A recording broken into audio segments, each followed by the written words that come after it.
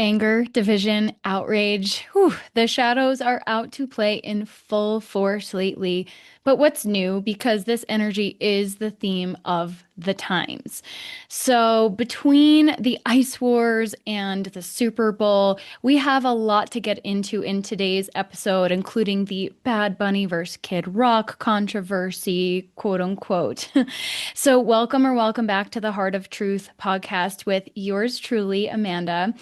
We're going to look at the Rage Against the Ice Machine, Bad Bunny and the Border Wars, and really the underlying theme of all of this, the energy that is driving the division and quote unquote outrage in the field, the orchestrated outrage and the harvesting and manipulation of energy, attention, and consciousness. So, a lot of people feel angry right now, and for good reason. With the Epstein files coming out, I don't know how somebody could not be experiencing a little bit of rage or a lot of outrage that this has been going on for years and it has been covered up and that everybody has been sweeping it under the rug.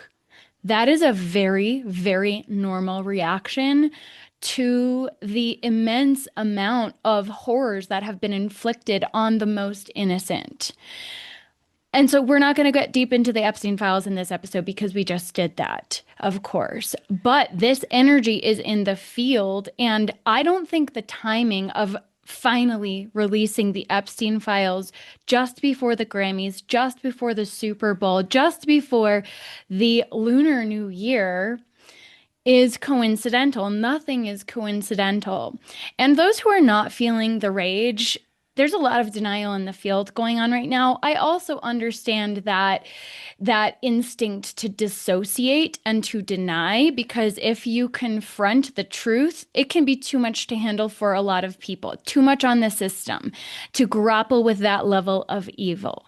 But let's look at the anger and the rage in the field, the orchestrated outrage.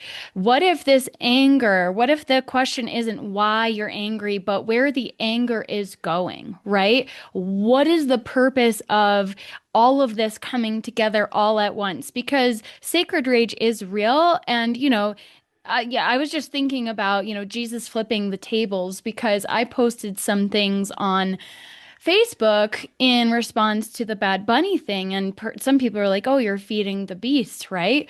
Because I am actually discussing these things. But what if there is need to address these things head on and to perhaps use a little of that sacred rage to finally put our foot down? But we're going to look at this because there is this whole rage against the machine that has been twisted into rage as a tool used by the machine. Literally, the band itself, Rage Against the Machine, is now a tool used by the machine. It's very evident in their political stance that they are a tool themselves at this point. The irony there, right? So there are these constant outrage cycles going on in the field. There's also this exhaustion that a lot of people are feeling that they just want to focus on something good. And so they're willing to bypass the underlying energetics and say, oh, it was all about inclusion, this Bad Bunny performance. Like, how do you not see it? Do you not get the deeper meaning? Oh, I very, very clearly got the deeper meaning, and it was a lot deeper than most of you are seeing. It was not about inclusion. It was something much, much deeper. But I understand that people are exhausted. They just want something good to focus on. And so that exhaustion can then mask this sense of righteousness or moral superiority. You don't get it. You're dark. You're focusing too much on the dark. When we feel so informed, it can ultimately feel we can feel powerlessness because what can we really do against this level of evil? But turning a blind eye does not serve either. Denial protects the abuser. And the more that we deny, the more we allow it to continue, the more we feed the proverbial beast or the literal beast, as it might be. So, rage itself has become this renewable energy source through these constant outrage cycles, these division. It's the divide and conquer agenda rather than us coming together and saying, hang on, the innocent are being exploited and targeted and harvested in the most egregious manners one could possibly fathom. And we're still pointing fingers at the other over a freaking Super Bowl performance. The only reason I spoke up about Bad Bunny is what he represents on the deeper level, that he does represent this satanic consciousness. That if we're giving our energy of approval, it is implicit consent to them continuing what they're doing. His eyes are straight up dark, demonic, empty of light. How people cannot see this who have been on the path is kind of beyond me at this point, honestly. And, I'm kind of teeter-tottering in between, that idea of like we're uplifting everybody by sharing this information and kind of at an F it moment, like when are we going to actually face the music? I minced no words in my post on Facebook, and for anybody who doesn't follow me on Facebook, I'll link it below. I I usually focus on, I don't even know, whatever. It doesn't even matter. I have been posting on Facebook. And, this rage is being harvested. So I do question my intentions and energy before I post. And the overriding choice has been to face fully, to illuminate it clearly, the distortions in the field, because how are we going to continue ignoring it? If we don't speak up about the evil, that is a bypass in and of itself, right? So it's this very fine line. It's this deep nuance that we are being called to navigate. So the call is, I feel, for us to be very clear in our own energy and intention and not post or comment from an energy of trigger or outrage, because people ascribed outrage to my post fascinatingly when I held zero of that energy when I posted, and then tried to tell me that I was outraged and that my energy was condescending. I was like, is that not peak condescension when you take a one sentence post and ascribe energy that wasn't there to it? Somebody that you barely know, no less. It's just quite fascinating data that I've been seeing in the field. Some people saying, no, you didn't understand the deeper meaning. And I'm like, oh, I very well do understand the intention of the elite in putting him up there at this time of heightened division with the ice wars, the border issues, all of that coming to the surface and then amplifying a Latino voice. Of course, I understood the deeper meaning coming right after a Grammys performance where he quote unquote won. Do we not see that it's all a stage, that it's all fake, that it's all staged, it's all orchestrated, right? So when are we going to stop feeding these loops and cycles? When are we going to start calling it out and calling each other up? That was the point and the intention of my posts. And so I was actually going to share this episode weeks ago, Rage Against the Ice Machine, talking about ice and stuff. And now I completely understand why this one got pushed back, because there's been a lot of current events going on that are deeply connected to this energy that I have been speaking on for some time. And there's always a thread that weaves through. It's always about the deeper energetics and the collective awakening of consciousness and the forces that are trying to prevent that from happening. It's all connected. I'm a dot connector. I always see the connections, but it does directly connect to the theme of the feminine awakening, the feminine energy rising. And if this is not in direct opposition to that, I don't know what else is, right? this satanic consciousness and pedophilia being, normalized is what they're asking for. Because if we give it our implicit consent, then they're going to keep doing it. This is how they believe that, through videos, through movies, through TV, through music, they get our implicit consent through our attention. And yes, I can totally understand how people will say that, well, you're giving it attention, you're feeding the beast by speaking on these issues yourself. But again, are we going to ignore the elephant in the room and keep bypassing it? Or are we going to face it head on, name it for what it is, and stop allowing people to operate in denial and bypass? I am going to keep holding that torch of truth, that sword of truth, keep wielding it until people really start to face the music, have the courage to confront evil. Because I am a little fed up. People can read my energy however they like. I'm at a, full on dragon energy mode. This is the time for dragons, not the fairies, okay? That was a little message that I got when I was clearing my field. I want to be very clear. I cleared my field. I called in protection. I even burned some sage today before I sat down to record. And, the truth of the matter is the having this energy rising within us, this anger, this is our power coming to the surface, the power to stand for truth, to be willing to be heard. This is not an easy task to put yourself out there in opposition to what the masses want to believe. I did get flack for that one-liner post that, is just one line saying, "Hey, are y'all okay?" The ones who are saying that this was such a powerful performance full of love to the awakened ones in particular. And, people took a lot of issue with that.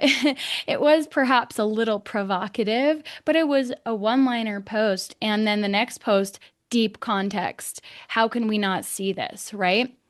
So the Super Bowl itself, how do we not recognize at this point that it's bread and circus, that it is a mass ritual. It's a mass attention ritual.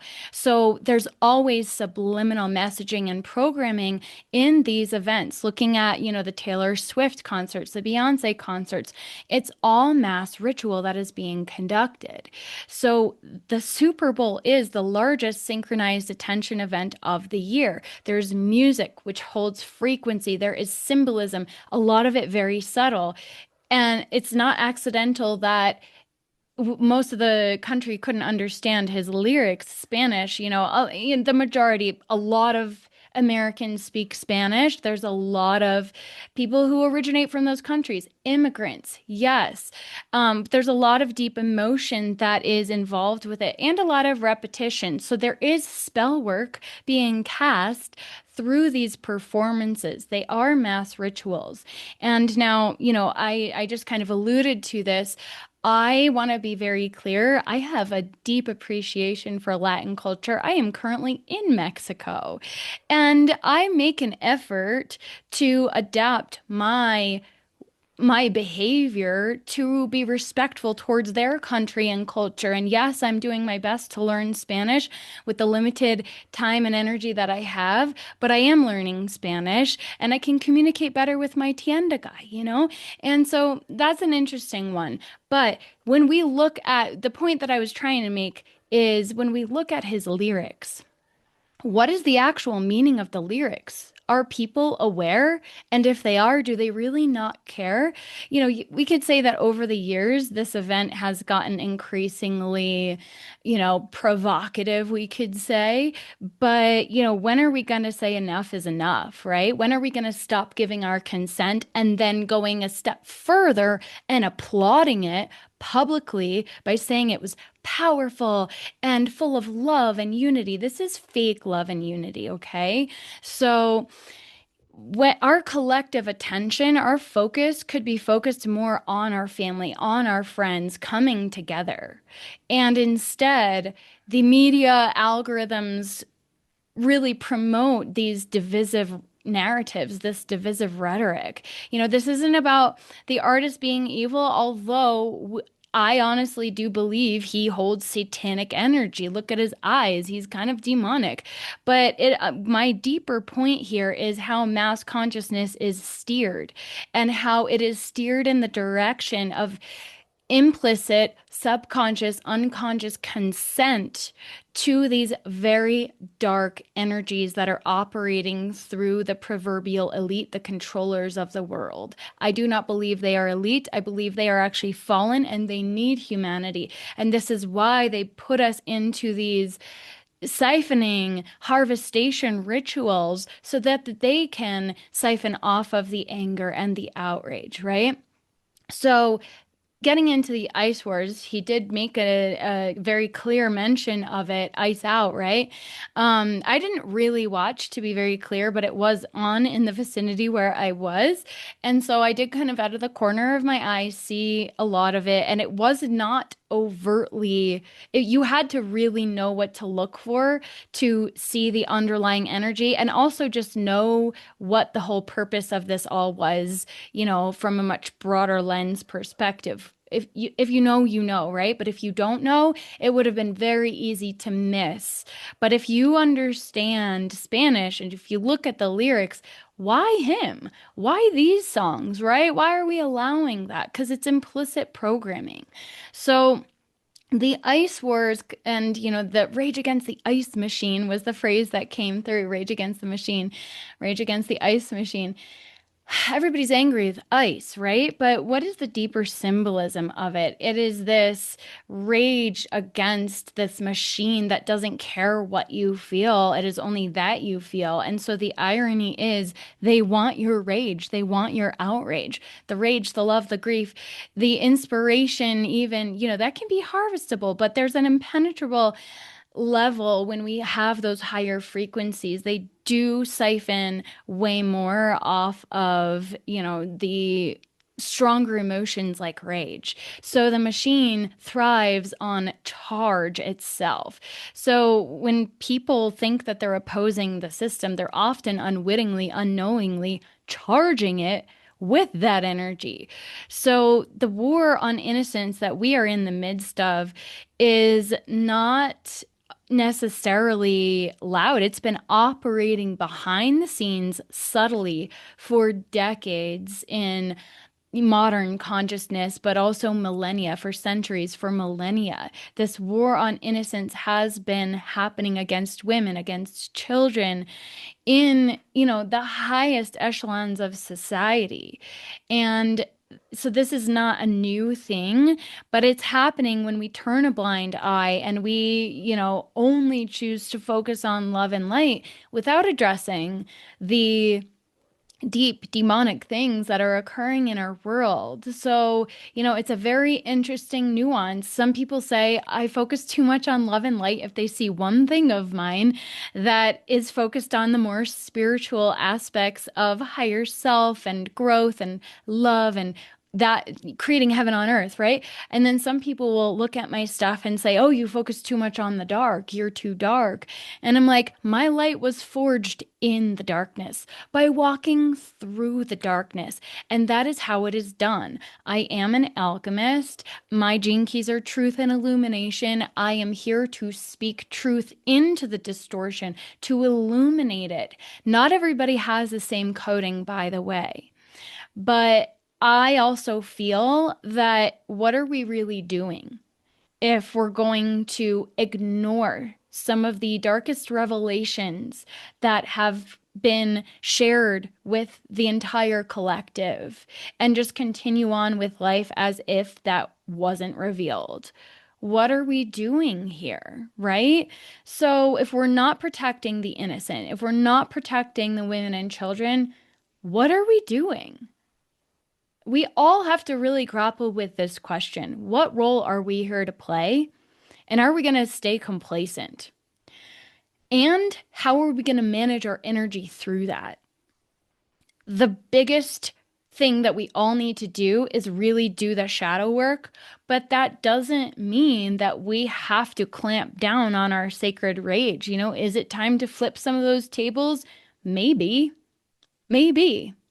And people might disagree with me. I'm not saying I'm completely right, and I'm certainly not saying I am perfect or superior.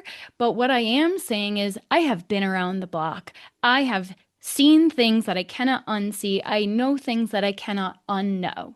So, for people who I know very clearly are operating in denial or with their own blind spots to project that onto me, I am a little fed up with just allowing it. We're kind of in that energy right now of enough is enough. So, people might take my words a certain way, and that's their thing. If you get triggered by me and my words, you're welcome because the trigger points us to where we need to go deeper.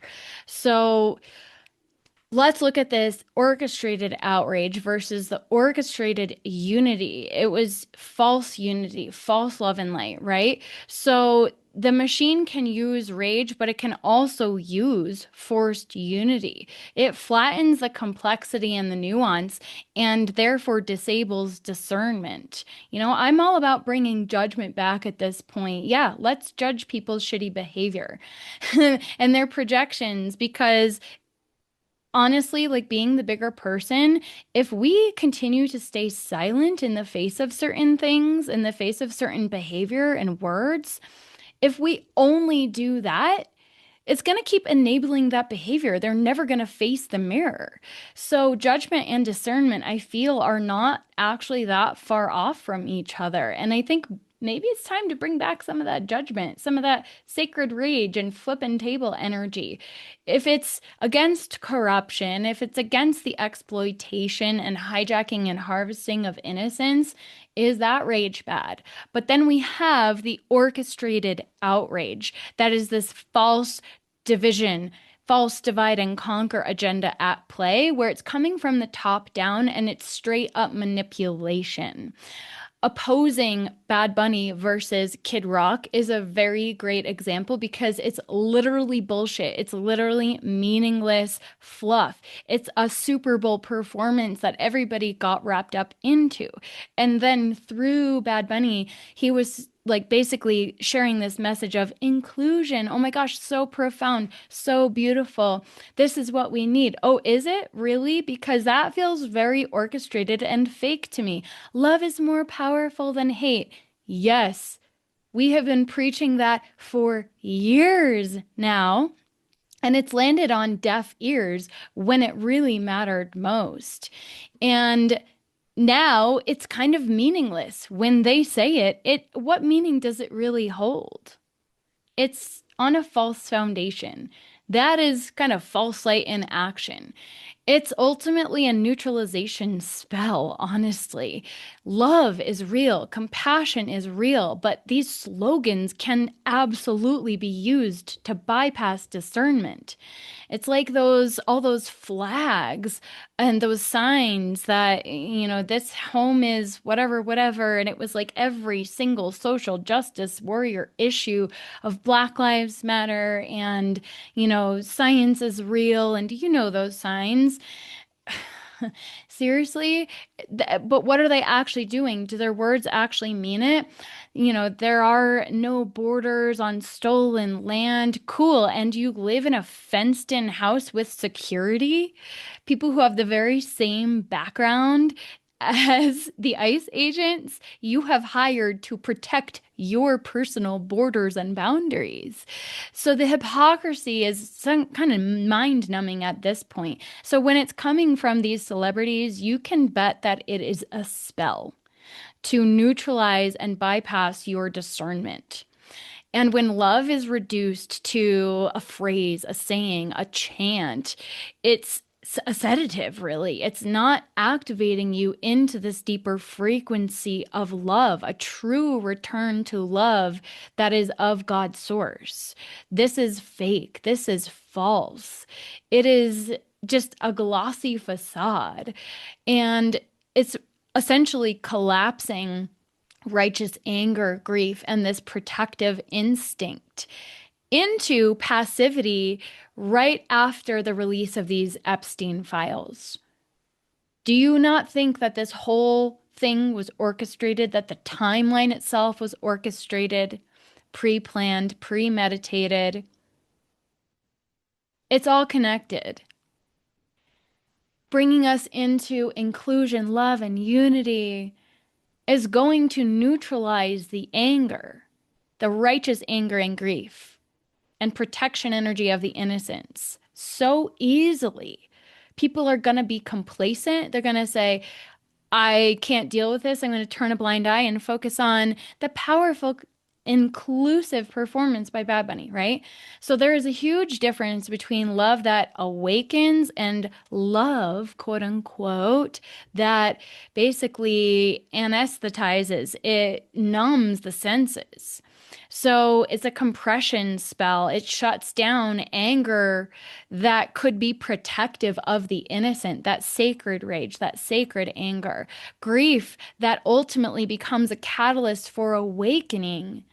Sometimes we need to hit rock bottom. This is coming from someone who has dealt with cancer and all sorts of nonsense, been pulled into the underworld time and again to reclaim the aspects of self that needed to be reclaimed to do my work here, to reclaim my voice, to reclaim my truth, to reclaim my power.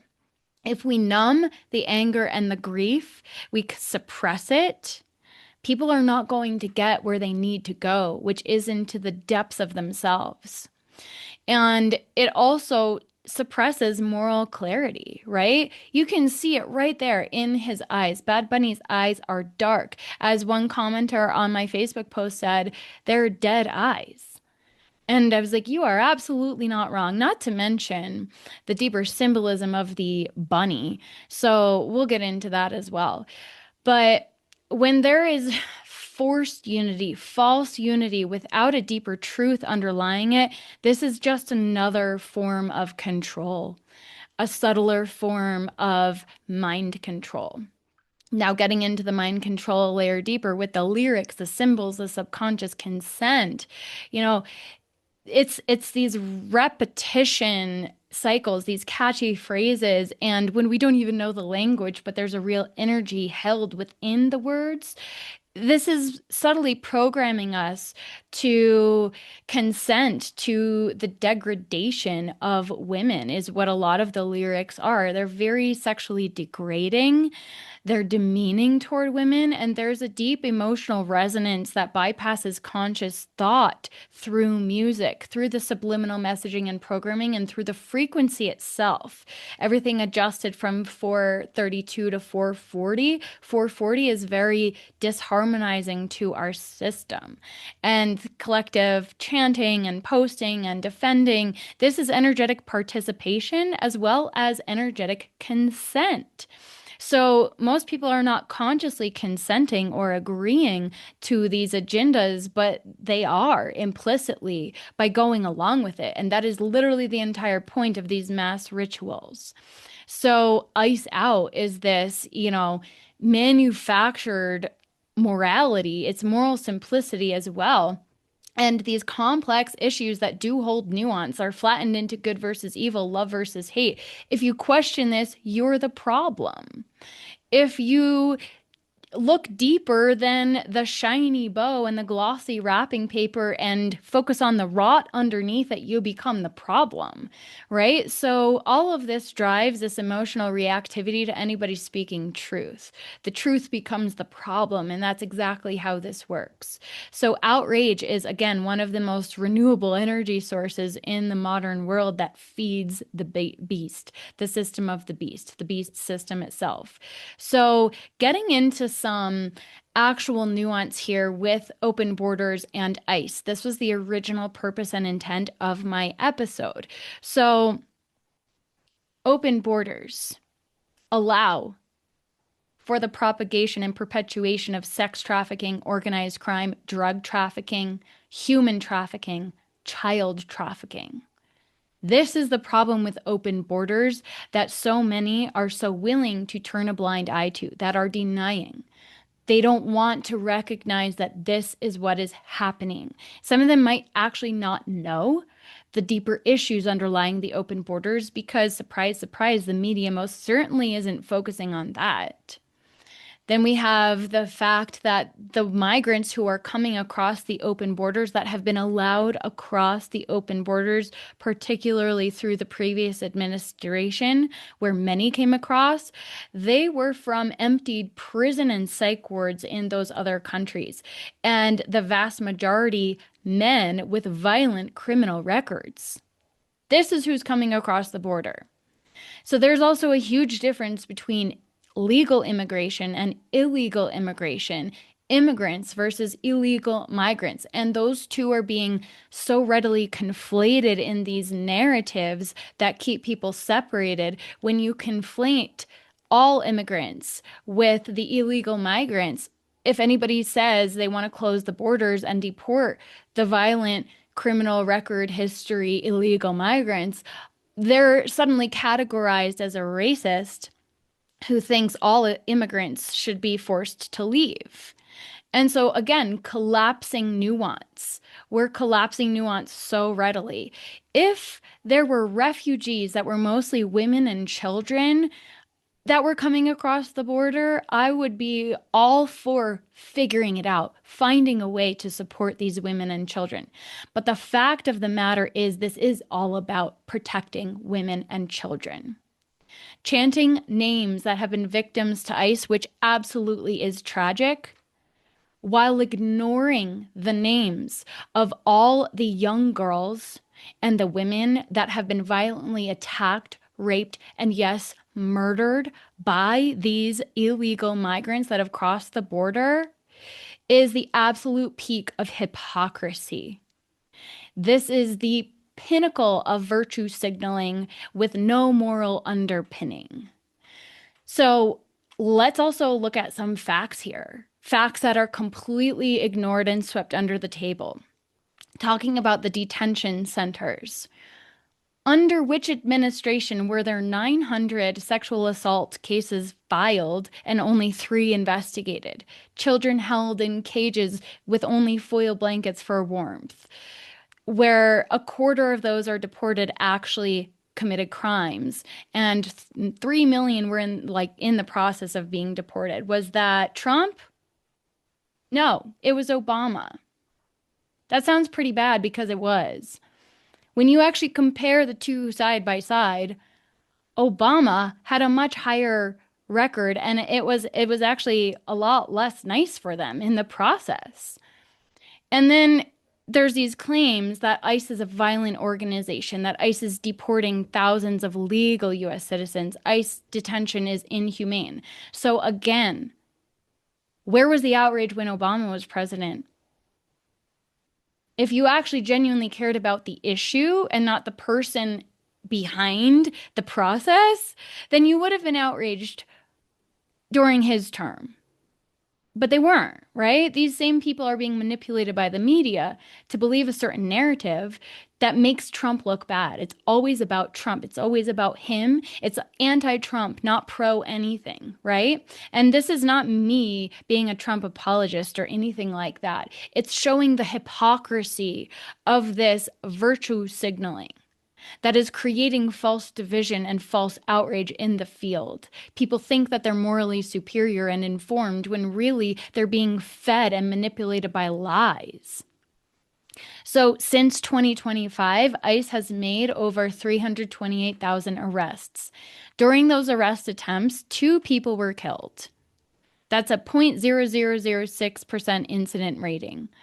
Of course, it's tragic, very unfortunate, very unjust, but that means that if we're doing the math here, 99.9994% of ICE arrests occurred without fatal incident. In terms of the mistaken identity issue, documented reporting shows that 170 US citizens were mistakenly detained. And some argue that that number is underreported. So if we double it, just, for the sake of argument, they still got status right 99.9% of the time. That's a pretty phenomenally accurate record when you actually look at the numbers. So people are saying that ICE detention is inhumane because people are dying in custody. Well, again, just looking at the broader perspective here, 32 people died while in custody in 2025. They held 60,000 plus detainees. While in custody does not necessarily mean that they died because they were in custody, to be very clear. So it puts the odds of dying in ICE custody at roughly 1 in 1,000 to 1 in 2,000, somewhere in that range, give or take, right? The crude annual death of the general US population is about 1 in 100. So, all things being equal, otherwise, they never really are. We live in a complex world, but if all things were equal, your odds of survival in ICE custody are actually far better than your odds of survival outside of ICE custody.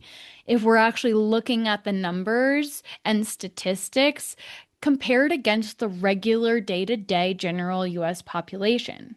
So, an organi any organization operating at 99.9% plus accuracy at this scale would actually usually be praised and not demonized. So, do you see the selective outrage by them focusing on the Renee Goods and the Alex Preddies and forgetting the fact that they were most likely hired agitators, hired protesters, you know, we won't get into all those nuances here, but the whole point is that the outrage against this operation is entirely manufactured. Now factor in that all of it is occurring in Minnesota, which accounts for less than 1% of the ICE arrests, and there's no incidents in the other states with much higher ICE arrests like Texas. So, if we are actually looking at this with facts and not feelings, ICE is doing a pretty solid job. Can they be reformed? Can their methods be improved? Yeah, but I believe that that whole thing in Minnesota was a psyop, was orchestrated as well. So, is there room for ICE to improve? Yeah, but now they have body cams. So great. There is progress being made. And I'm not saying that those deaths were excusable, but what about all the deaths of the women and the young girls in particular, men as well, but especially the women and the young girls who were targeted by these violent criminals who should never have been able to cross the border in the first place. So we have to look at this in the broader context of the deeper systemic issues at hand if we're going to criticize the government and their policies. And then we have to look at the fact that it's all the freaking same, the left and the right, the liberal and the Democrat, conservative. And, I said that backwards, but it doesn't matter. Not backwards, but you know what I mean. It's all the same. The wings of the same bird. We need to have eagle eye vision and not be floating on one wing or the other. This is what is being called for us to do, is to embody the mastery of the ego with the eagle-eyed vision, seeing above the fray, and not be flung out on the wings, just, at the mercy of the winds of the times. It's a pretty good analogy, actually, isn't it? So the facts here do not justify the outrage, the cruelty, and the hatred that folks are directing, right? That people are directing at friends and coworkers and even their family members. So it's actually very simple what is going on. But at a deeper level, it is far more diabolical what is happening. The media is playing us. And yes, I blame the media for this. We're not reacting to facts. People are reacting to narratives. So, the ice machine, looking at this ice machine idea again, it's this cold mechanical system that extracts emotional empathy and weaponizes it for the purpose of the agenda of the day. It freezes people in reaction loops. It keeps that drama in the system. We're in these loops of trauma drama and media outrage cycles, and we're not making any legitimate progress, even in the face of some of the most horrific revelations of human history. So the algorithm also amplifies a lot of these narratives to further perpetuate division. There is trauma-based engagement going on and identity hooks that keep people in these moral outrage loops. This is rooted in identity politics above all.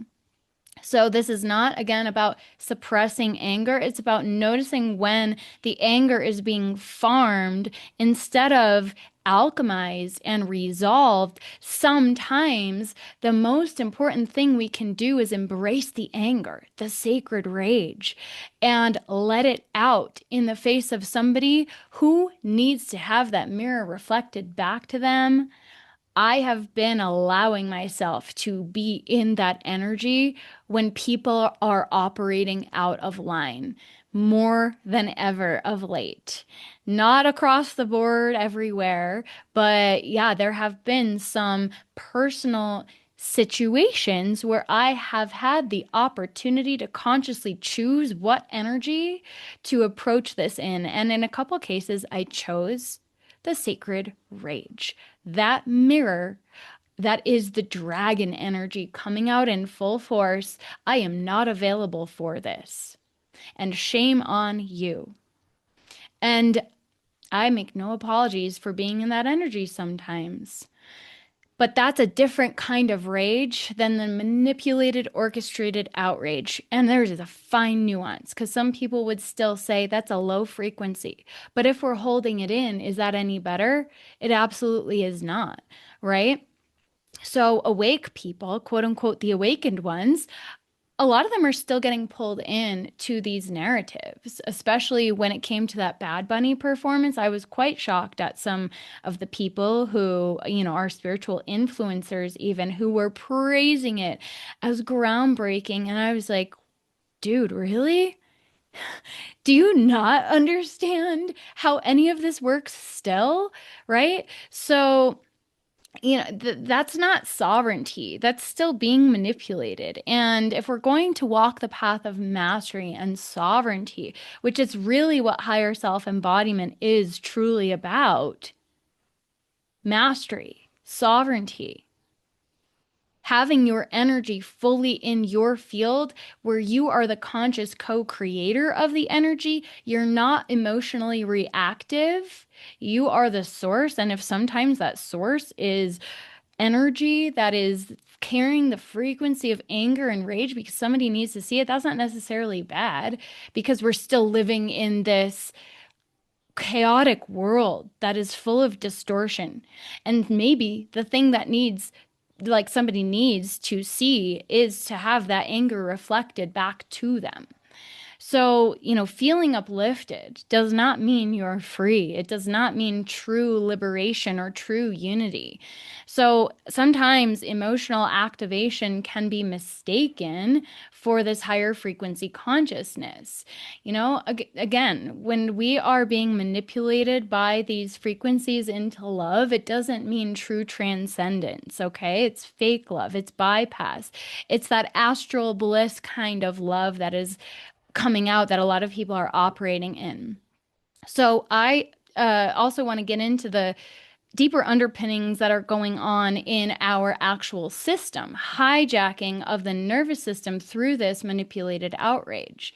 So again, if we're experiencing rage, that is one thing. Do we have the tools to recenter, to alchemize is another. So this is when you get to become the conscious co-creator, that if you do experience the anger, it doesn't mean that you're being consumed. It means that you know how to re-regulate your system and hold your field. You can hold the fire. That was a very clear message that was coming through leading up to the year of the fire horse. I'm going to be doing, by the way, a higher self-embodiment portal. And a big part of the message is we are leaving the fires of alchemy, of the shedding of the snake, and entering this ignition energy. But can we hold the fire in our system without being consumed by it, without our system collapsing fully? So if we are having our energy pulled, we are not in our sovereign power. And so this is the grounding science and somatic part that we're being called to really integrate and anchor into, because outrage is a sympathetic nervous response. And when we are chronically activated, this then lends to a loss of discernment. And when the body is activated, that nuance collapses. It's more black and white thinking because we're in hypervigilance. Our state is constricted. And we're, in a narrow tunnel field of vision that is largely rooted in fear. So doom scrolling, reactive posting, identity-based outrage, that kind of thing. Like if you don't post the black square or the meme of the day of the social issue justice issue of the day, like you're complicit. Well, there's nuances and degrees to that, but denying it, outright denying it, that is complicity. But this identity-based outrage for these fake social justice warrior issues is not it, right? So a dysregulated nervous system cannot access wisdom fully, truly. It can only act out of reactivity and reflex. So people, when they feel outraged, they get a feeling of action and I'm doing something about it without actually being embodied. So people often confuse visibility with impact. We don't have to post or share publicly or speak to be having an impact.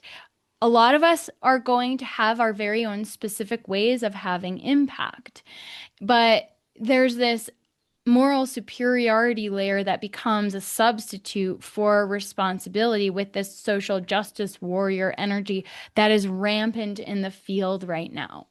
So, if that moral outrage doesn't turn into grounded action where you're creating something that brings the frequency of truth, that calls people up, that holds the frequency of true love and alchemy, for example, whatever that creation is, it can be a song, it can be a book, it can be a business that helps people. That's not liberation either. You're just perpetuating the issue. So, I'm not trying to shame anybody, but again, call people up to a higher level of integrity as we navigate these very, very dark revelations that are coming out. Because this chaos is not going to end until we all do the work, until we all dig deep, right?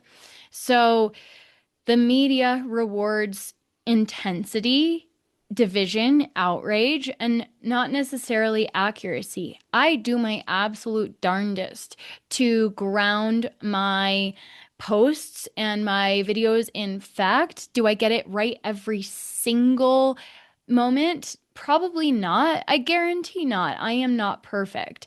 And I don't have a research team and hours upon hours upon hours to vet with a fine-tooth comb, but I also have done thousands of hours of personal work to clear my field of distortion and clear my channel so that I am a channel of truth and love above all.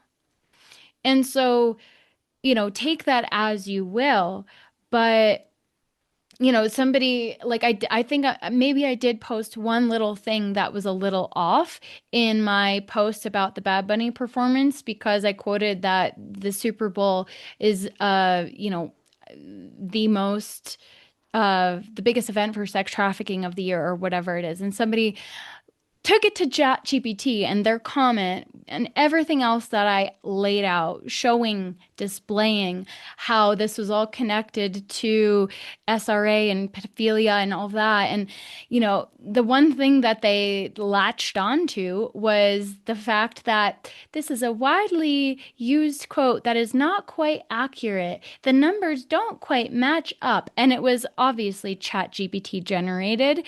And I was like, seriously? That is the one thing that you got from this post? And if anything, that did get me mad because my post was, I was not carrying any energy of outrage or anger or trigger in my posts.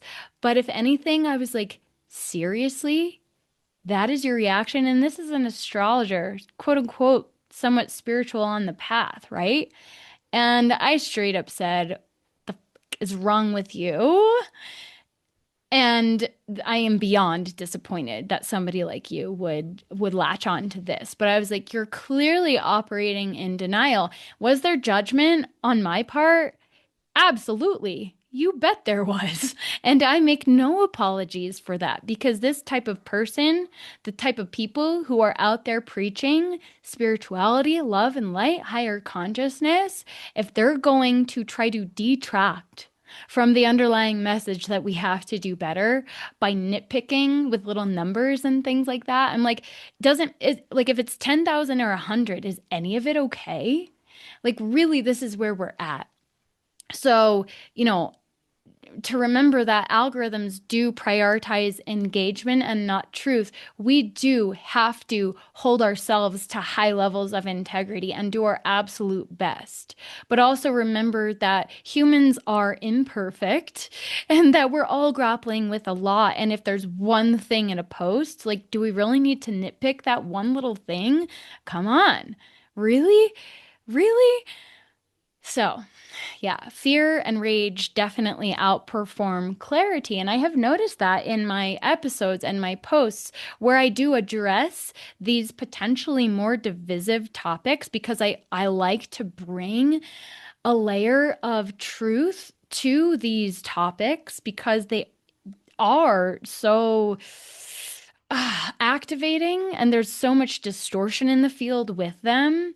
I like to address them, not always, but I like to bring that grounded truth. The vast majority of the comments were saying thank you and I appreciate this perspective. This is the best post, most discerning post I have seen on this subject yet. You know, not that I have a huge following on Facebook either, but at the end of the day, the vast majority were in alignment. But it's those posts that show me, they give me the data. The other one that had much less context was the one that got more flack because people saw this one little sentence that I wrote and it gave them plenty of room to try and, you know, attack me. But again, I wasn't triggered by that. I am just, I've perhaps you feel it in my voice. I am like carrying the sword of truth, wielding this energy and this. I hope it's coming off more embodied than not, but I am feeling more of this energy moving through my system. But I also made sure that I was grounded in the way that I was holding this energy because the system doesn't care what we believe. It cares that you're activated, right? So why is everything on fire? Yes, it's the astrology. Yes, it's the collective field, but this is also the final shedding of the skin, the layers of outrage coming up to burn away the dross and the distortion so that it brings us into a higher level expression of who we truly are here to be. So rage has also become a bit of an identity. The social justice warriors, the liberals who are never happy with anything because it gives them a sense of belonging, virtue signaling. It can substitute the grief as well that they don't want to feel. But anger can be very initiatory if we actually work with it and allow it to be that. But the rage itself can become a trap when it replaces that layer of integration that is so necessary. So remember that unprocessed grief often disguises itself as this permanent outrage. Outrage, anger can be that cover for grief. If anybody has actually done the inner alchemy, sometimes after you feel the rage, deep wells of grief come up and they're processed and they're purified. So if the rage is consuming you to the point where you're not in control of yourself, then you want to check in. But if you're holding the fire and the flame, the sword of truth, without being consumed by it, maybe you want to allow that to simmer in your field and let it activate you into a higher level of truth and expression. I'm still navigating this path, but I can feel a massive difference in my energy when I hold this energy versus allow it to consume me. It's a huge difference. And I can distinguish that within myself. So, this is what mastery is. It's to be able to hold the nuance, but also the level of self-reflection to know when we are acting out of emotional reactivity and trigger versus when we are actually operating in sacred rage. And if your reaction, if you are being reactive and triggered, if that is where your outrage is coming from the media, from social media, that is a whole other ball game from actually looking at the deeper issues of society and the personal reactions of people in your field that should know better. There is a distinction there. So, this is where we're being called again to really anchor into embodiment, integrity, discernment, to know ourselves so deeply that we know when we are operating in integrity and when we're falling out of line. This is what sovereignty is. This is what inner authority is. This is where we have conscious choice about where our attention goes. So, this is what embodiment looks like and feels like on a visceral level. And this is what we're being called to do is to reclaim our energy from the machine, from the beast system itself. So pause before you react or comment. And also, of course, limit your exposure to social media and to this outrage, right? I would never normally tune in, but I think I was guided there to just kind of witness it and then observe the reactions in the field and then comment on these very important dynamics that are occurring. So, when we feel anger in the body, check in before you express it. Is it empowering or is it extracting? That is a very good distinction and nuance there. So, to refuse to be farmed, to be harvested, this is one of the most radical acts that we can do right now is to pull our energy back from the system, to unplug from the system. And that doesn't mean you don't feel emotion, but it means that you're not feeding the beast. You're using the emotion yourself in a sovereign field. Anger isn't the problem. The problem is when your anger never comes home to your body, to your life, to your responsibility, to your mission. So that is where the distinction lies, okay? So always tune in with yourself. And if you want to go deeper, I do encourage my higher self embodiment portal where we're going to go deep, lifetime access, low cost. We're going to do an activation and we're going to really look at the organic template of ascension to really understand what it means to embody your higher self, not just connect and communicate and have some relationship with your higher self, but truly embody this frequency of being and step into your soul mission. And that's going to be next weekend, just after the Year of the Fire Horse. It will be available replay after, depending on when you see this. But the 20th through the 22nd, that weekend, we're going to be meeting. And I also recommend my book. This outlines the entire journey, including the collective shadow, the rise of the divine feminine, the patriarchy, the light and the darkness. Confronting the collective shadow is what I called that.